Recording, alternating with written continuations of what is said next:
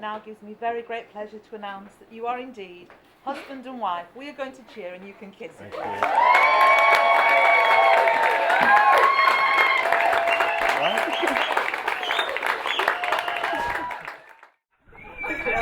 we're going to kick off with the speeches. Ora por favor, benvenuto il padre della sposa per il primo discorso. From the bottom of my heart, thank you so much, all of you, for making Chantal's and Andy a very special day. I particularly want to thank you, those people who were involved in preparation for the tables and everything else. And I just wish for all of you to enjoy the day with Chantal and Andy. And I'd like also to say that I'm very proud dad and a very proud father-in-law.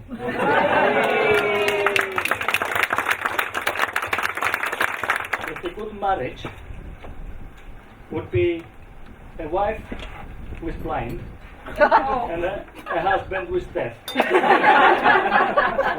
Unfortunately, Chantal can see very well, and Andy can hear very well. So there's no chance of that. Well, there's a lot of love in the room. I'm really feeling it, and it's such a great day, and I'm so proud of you guys. I'm really proud of my daughter, and I'm really proud of my son-in-law. Wow, I've said it. So it's just great to have everybody here, and everybody really enjoying it. I'm just so proud of you, how far you've come, teenage years. I'd run my bath, you'd sneak in first, you'd lock the door. I was the last one in the bathroom and you were out there. I'm ready for some more speeches. Alright, that's a short intro. So Shani and I have known each other since school, which was a very long time ago that won't count. And Andy and I met when we started our PhDs and we bonded over a shared imposter syndrome and a love of our bloody good right now. And when I introduced Shan to Andy, I think his words were, "She's well fit." It was definitely love at first sight. And when their eyes met across room 2 of Fabric, 2012, to the romantic beats of DJ Hype, we knew we would be here today. Guys, I cannot believe 2 of my best friends are getting married. I got married. Andy, Andrew, Drew, Ange, Dr. Crockford, DJ Dex. However you know him, please give it up for the big man, the groom.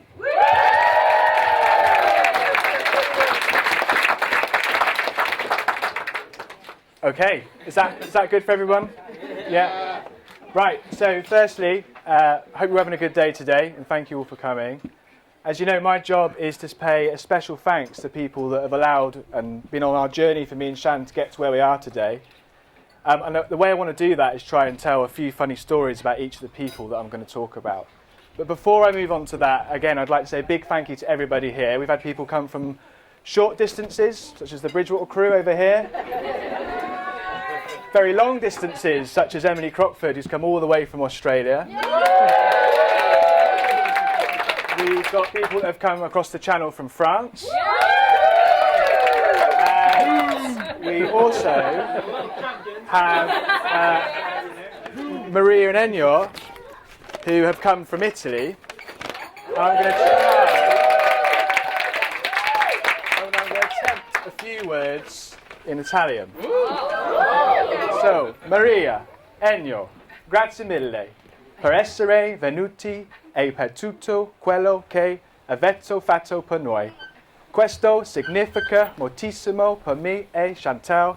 Vi vogliamo veramente molto bene. Moving on, we're going to go to the bridesmaids and bridesman. Give us a cheer. So, you all look lovely.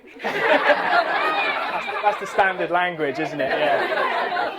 So I'll introduce them. So, actually, my sister first is one of the bridesmaids today, my wonderful sister Amy.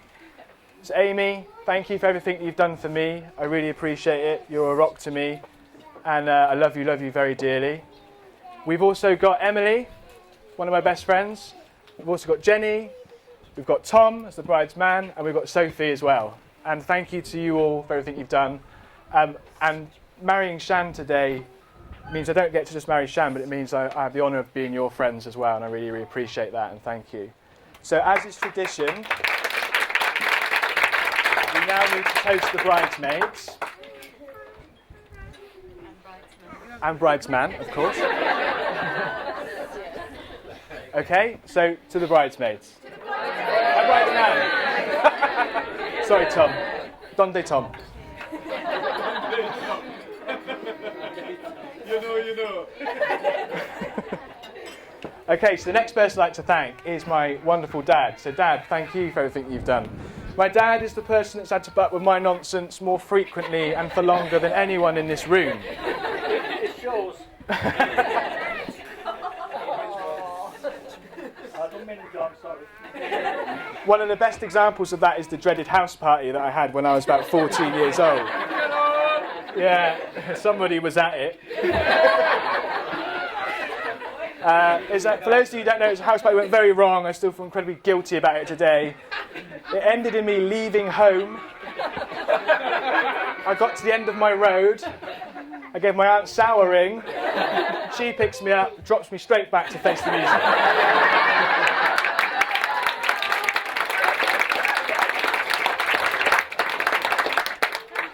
So I want to say thank you for your contribution today towards our wedding as well, and thank you for everything that you've done for me. You've allowed me to achieve my hopes and dreams, and in doing that I've met the girl of my dreams.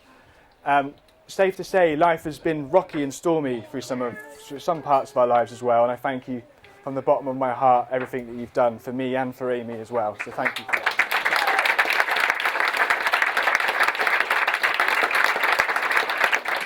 Who I'm going to really struggle to talk about. So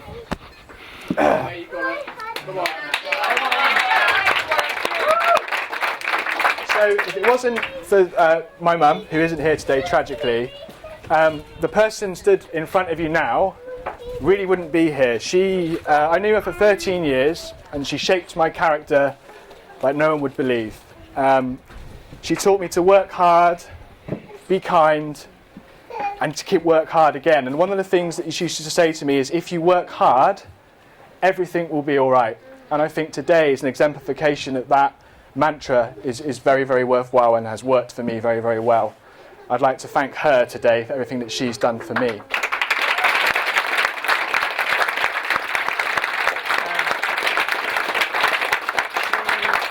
She isn't here today, but I've tried to make her presence feel as close as possible. So firstly, beautiful reading by Amy of Fantastic Mr. Fox. That was the first book that my mum and my dad bought me, and that's very, very close to my heart. It's probably the greatest piece of literature in my mind. I actually said that to an English literature student once. They said, "What's your favourite piece of work?" I was like, "Fantastic Mr. Fox." In addition to that, in my jacket, I've had my mum's scarf with me all day, and I'm also wearing her favourite perfume, CK1, which is unisex, by the way. And Shan, it's a tragedy that she'd never get to see you, but she would have loved you dearly, and she would have been very, very proud of me being with you.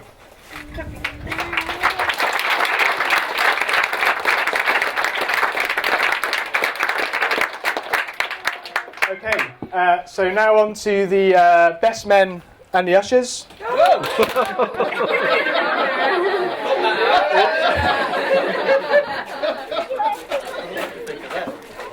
So firstly, thank you for all your help on putting on today. It's very, very helpful. I'll run through the best men. So we've got Dan McGuinness. There he is, all the way from Newcastle. Little fact about Dan. Dan's favourite drink is Sambuca. So much so he almost got Jack to change his name to Dan Buka. Then we've got Jono. aka the man that can never take no for an answer, and every yes is closer. And we've also got Paul Edwards, who is the guy that will stay to the last tune of every single night that you ever go to. So as you can imagine, my stag do was relatively calm and peaceful. And a big thank you to Dan for organising the stag do. Under your care today with the ushers are Lewis Briggs and Cy Birchall. Cy is our fashion icon in our group. DJ extraordinaire as well. And we've also got Briggsy, who's provided some of the funniest moments of our lives when we've been out, particularly in pubs and festivals. My favourite is when you stand staring at a wall with a pint in hand, people asking you all right, and you're like, I'm fine, and just carry on staring at a wall. So thank you for everything you've done. I love you all dearly. I love all my friends here today. Thank you to everyone that's come. And a big shout out to you all. Thank you.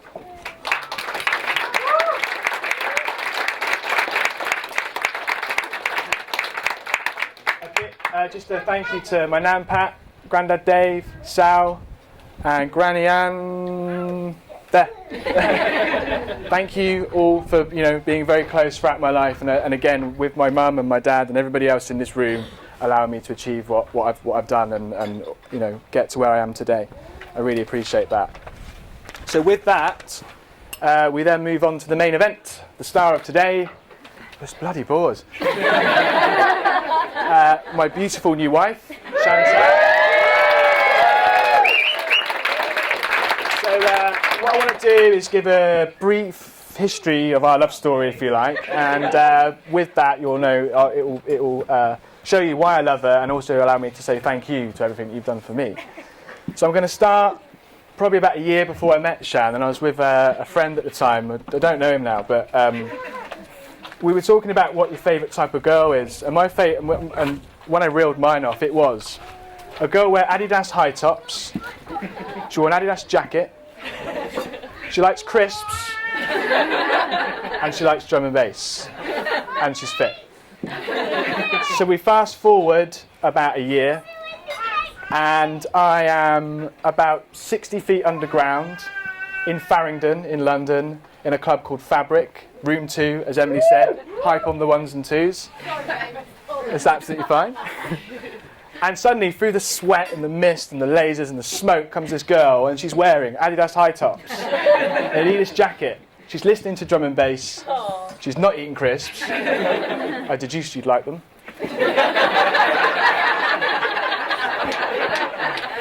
We danced all night, and from that moment to now, we've been together. And when we started to get together, Shan, it allowed me to really understand who you are. And probably grooms say, nice things about their wives all the time, but I really believe you are the kindest person I've ever met in my life, and that's the most attractive thing about you. I've never met anyone so kind, and you always do everything with a smile on your face. And this is no more exemplified than the great work you do in your job with the children you look after. And I'm very, very proud of you for that. And I thank you for everything you've done for me. I can be a bit tough at times to put up with. And Shan I can get quite miserable and moan, whereas when Shan's feeling down, she always does things with a smile on her face. But of course, sometimes even with a smile on her face, people need comfort and support. And I hope I can do that from now on. And I hope I have already. It sounds like I haven't done it already, but you know what I mean. And also I'd like to say thank you for the way you've integrated with all my family and friends as well. You're not just like someone who's part of the group, you've fully integrated into the group, and that's just fantastic for me, and I'm really proud of that. So if we go back to the story, with those amazing qualities, I thought I want to marry this girl. Now, to marry the girl, I had to propose, and to propose, I wanted to keep it a really big secret. I bring this story up because I almost pushed it so far that I wouldn't be stood here today. So I booked a trip to Venice. Of course, all my mates are going, he's going to propose, he's going to propose, he's going to propose. And I had to say, I'm not going to propose, definitely not going to propose, I haven't got any money. Why have you got no money, she used to say. And of course, I was saving for a ring at the same time. So I had to pretend I was blowing far more money when Paul and all my mates used to come down. And for blowing the money, I'd then get told off for it. So I was in this perpetual cycle of getting told off. However, and actually I found out after we'd actually proposed that she thought I didn't like her anymore. I was so strongly, no, we're definitely not getting married. I don't want to even get married. Pushed it too far. Anyway, we get to Venice, and we go to a small island called the Isle of St. Giorgio, and it's a small island in the Venetian lagoon, has a panoramic view of the Venice city. And we get there and it's empty, and I was like, this is brilliant, this is perfect. And as I get to the side of the harbour, she looks at me, and as a joke, she goes, get down on one knee then. Absolutely as a joke. And actually, I had the ring in my pocket. I got down on one knee and pulled it out, and then cue tears and hyperventilating and all those types of things. It was 11 in the morning. We went around Venice all day, didn't we? And just got free Prosecco, basically. It was absolutely fantastic. But those 2 moments, Shannon, are the best 2 moments in my life. Meeting you, proposing to you, and it's allowed us to get to here today. And I thank you from the bottom of my heart for everything you've done for me.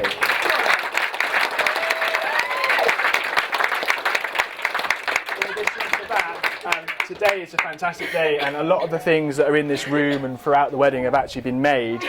They've been made by Shan and her team of people that have helped her out. I've done all the kind of boring stuff like electrical testing and things like that. Anything with creativity and innovation has all been Shan. So a big thank you to Shan. A round of applause for that.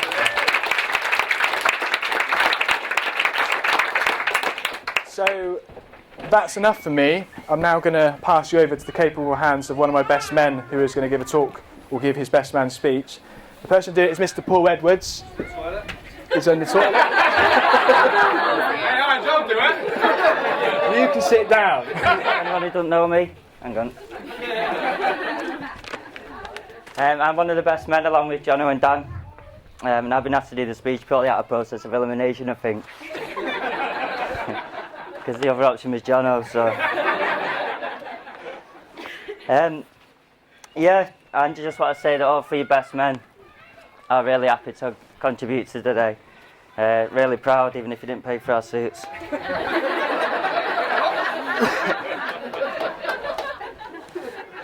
On behalf of Angie and Shan, I want to thank everyone for coming, particularly the Italians who never showed up for the World Cup.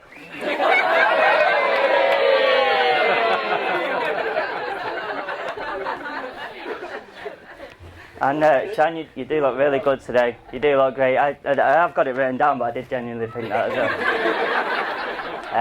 And as long as you can Photoshop Angie out of him, you'll have some great photos. You'll have some really good photos. Right, I know Angie since Newcastle University, like a lot of the lads there.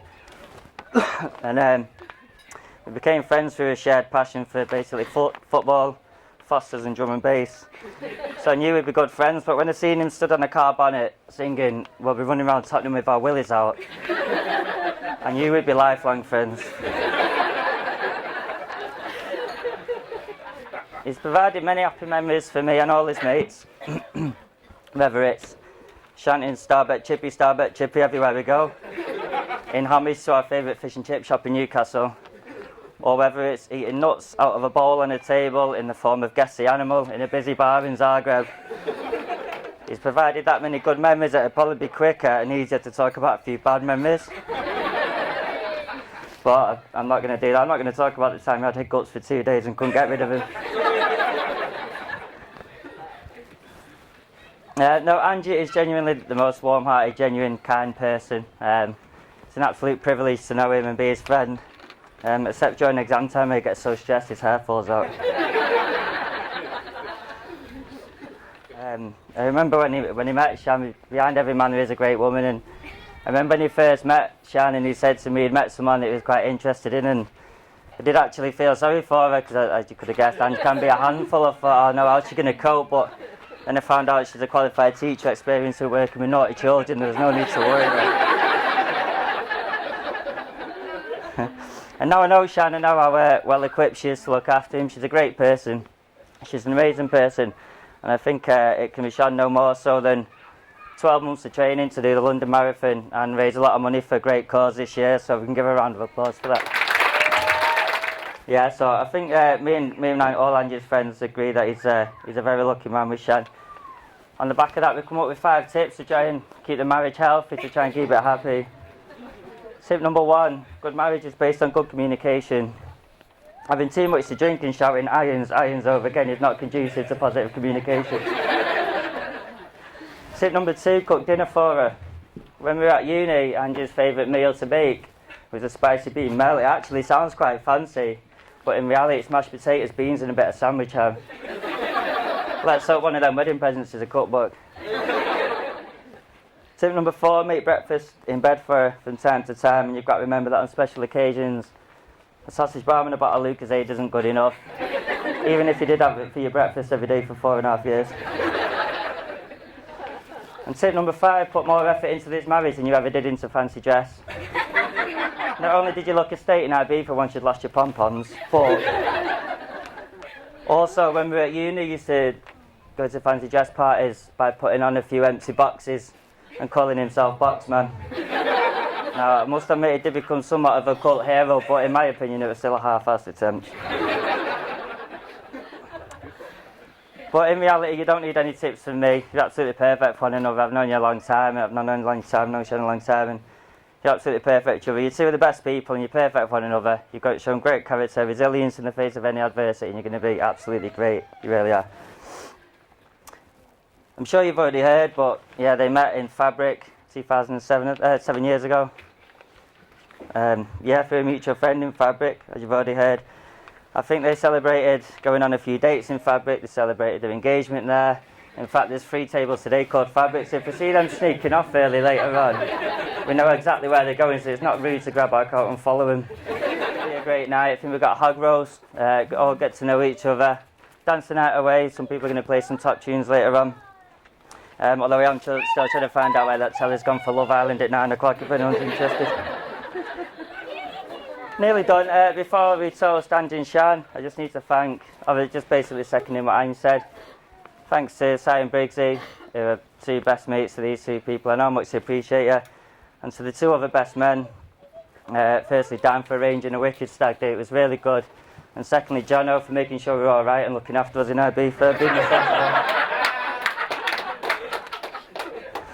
No one believed that, did they? And finally to the bride and groom, it's an absolute pleasure to know you. And like, you're such a lucky man, you leave her with a beautiful wife, a long marriage to look forward to. You know, plenty to remember, Shan. At least you get some flowers. If everyone can raise a glass. So a happy love for Marge. As long as this lasts half, as long as them hiccups in Budapest, it'll be a major success. Cheers, Andy and Shan.